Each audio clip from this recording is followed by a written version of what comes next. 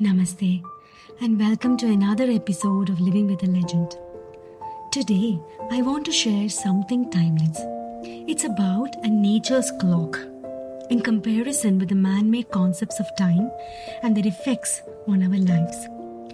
Time is something we created to bring structure and meaning to our world. But have we ever paused to reflect on whether this construct serves us or whether we have become its servants? When we look at nature, we see a very different relationship with time. There are no clocks in nature, and yet the rhythm of life flows perfectly. The sun rises and sets at a specific time. Birds rise with the sun and rest at dusk.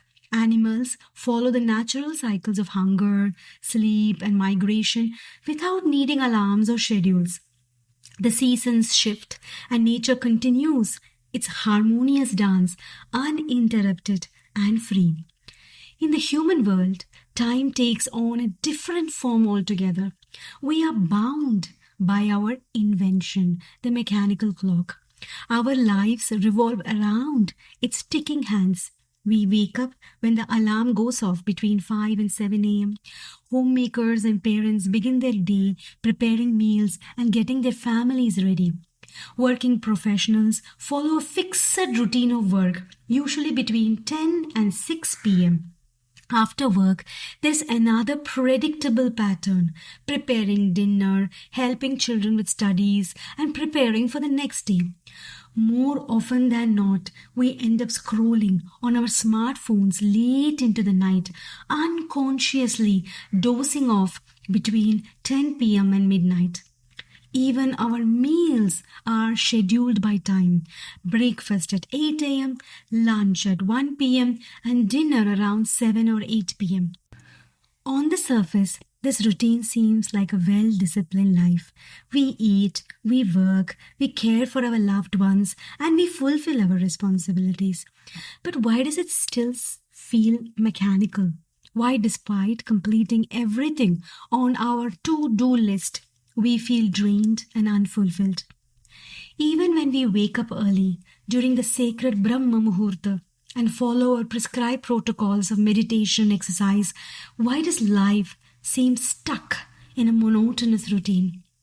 These questions nag me, and as I'm sure they do many of you.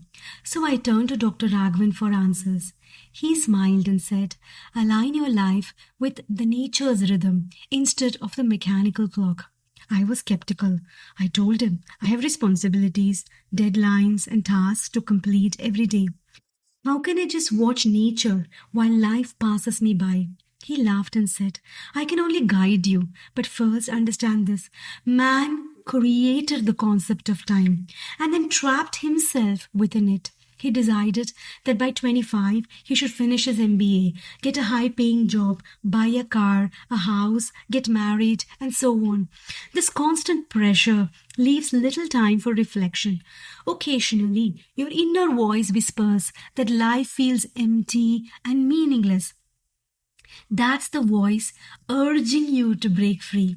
Live in sync with a different dimension of time, the natural rhythm meant for human existence. That's when you will find ease. Otherwise, you will always be stressed and always be at dis-ease. I could sense there was profound wisdom in his words, but I wanted more clarity. So I pressed on, and Dr. Raghavan began to share a concept that had guided his own life, the health clock. He said, my Guru Swami Dhananjay Dattatreya Dev introduced us to this concept in the ashram. It's a routine that aligns human activities with the nature's rhythm for optimal living. Our ashram life was deeply structured. Every activity, from studying the Vedas to practicing yoga or engaging in creative pursuits, everything followed this clock. Intrigued, I asked him to explain further. What is this health clock? Do you mean the Brahma Muhurta or the circadian rhythm? Dr. Raghavan laughed and said, it includes elements of both, but does much deeper. It's a 24-hour timetable divided into 6 parts or yamams, each lasting for 4 hours. Each yamam aligns with specific activities. He began describing each phase. The day in the ashram started with a Saraswati Yamam from 2 a.m. to 6 a.m. This is a Brahma Muhurta, the ideal time for acquiring knowledge and practicing yoga. He recalled, we did wake up, complete our morning rituals, and gather quietly in front of our Guru. Just looking at my Guru's serene and compassionate face would calm and focus our minds. The lessons began on different topics from the Vedas, medicine, and more. There were no distractions, just Shravanam, the act of listening. We sat in Padmasana for hours, immersed in the teachings, unaware of time or bodily discomfort. When the Guru paused, I did realize the sun had risen. That is when I noticed that my legs were numb, but my mind would be full of insights. What I learned during this formative period of my life, during the Brahma Muhurta at the feet of my Guru, shaped my life. Dr. Raghavan continued. Next was a Shri Yamam from 6 a.m. to 10 a.m. This time is ideal for work and earning a livelihood. Energy levels are high, making it the perfect period for productive physical and mental activities.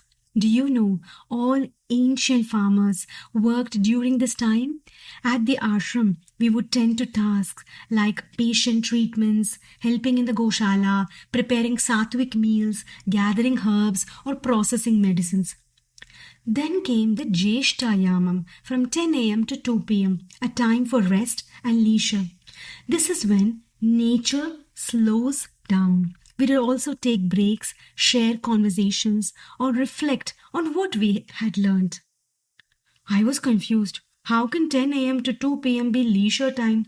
The entire world of working professionals and students does most of their activities during this time.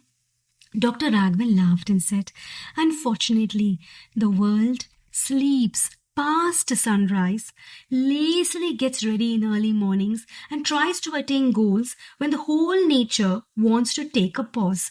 Have you noticed that most flowering plants bloom during the early morning hours? Similarly, birds wake up before the sun rises, typically feed during the early morning hours. Before midday, plants sway lazily in the sunlight and animals are relaxed, their activities slowing down. This is how nature works, but we humans are never in rhythm with nature. No wonder all of you are exhausted by the end of the day. We push too hard during this time and exhaust ourselves unnecessarily, he explained. I piped in. So what happens post 2 p.m.? Dr. Raghavan continued. The afternoon at the ashram shifts into the Parvati Yamam from 2 p.m. to 6 p.m. This period is perfect for creative pursuits, studying literature, poetry, storytelling, or engaging in drama. Dr. Raghavan fondly recalled that his guru enacting the literary works of Kalidasa and others during this time. He said, this is a time when our creative expressions were fine-tuned and energies were channelized into something constructive. Evening ushers in Durga Yamam from 6 p.m. to 10 p.m. At the ashram, this is a dynamic phase, ideal for prayers, bhajans, practicing kalari, or even Bharatanatyam. This period is about cultivating discipline, focus, and physical agility. The movements I learned in Kalari during these hours weren't just about strength, but also about mastering the mind through the body. Finally, we come to Kali Yamam from 10 p.m. to 2 a.m. and time reserved for deep, uninterrupted sleep. Ayurveda strongly advises against mental stimulation during these hours as it leads to unproductive or harmful thoughts. Have you noticed, Sharda, that most of the crimes happen during these hours? A clear indication that this time is best used for rest. Just like most birds and flowers go to rest at this time, so should we be in deep slumber. What Dr. Raghavan shared, a piece of his life during his 14 years in the ashram, is quite deep and intriguing, right? I don't know how many of you can accept what we shared. But one thing is evident, his life harmoniously rhythms with nature. Every activity they did had its time and purpose. Whether it was studying the Vedas at dawn, working at early morning hours with patients, practicing martial arts in the evening, or resting deeply at night, their ashram's health clock was a guiding force. On the other hand, our man made, time bound life surely has many things wrong with it.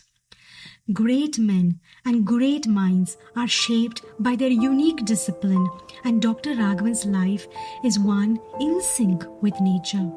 With that thought, I sign off today.